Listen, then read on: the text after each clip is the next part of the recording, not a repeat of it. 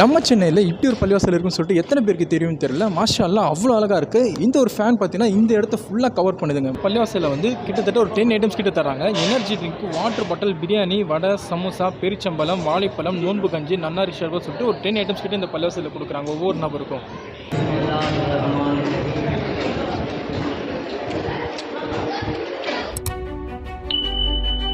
அஸ்ஸலாமு அலைக்கும் வரஹ்மத்துல்லாஹி வபரகாத்துஹு. எல்லோரும் எப்படி இருக்கீங்க? ரம்ஜான் 20வது நாள், கண்ணை மூடி கண்ணை தொடர்க்கும் 20 நாள் வந்துடுச்சு மாஷா அல்லாஹ். ஸோ இப்போ நான் வந்து எங்கேருந்து இருக்கேன்னா சென்னை சிட்டி சென்டருக்கு ஆப்போசிட்டில் இருக்கிற அக்பர் பள்ளிவாசலுக்கு தான் வந்திருக்கிறேன். ஸோ நம்மளுக்கு நிறைய பேருக்கு தெரிஞ்சிருக்கும் ஜசஹி சாஹிப் மஸ்ஜித்து, அதுக்கு பக்கத்தில் இருக்கிற அக்பர் மஸ்ஜித்து தாங்க வந்திருக்கிறேன்.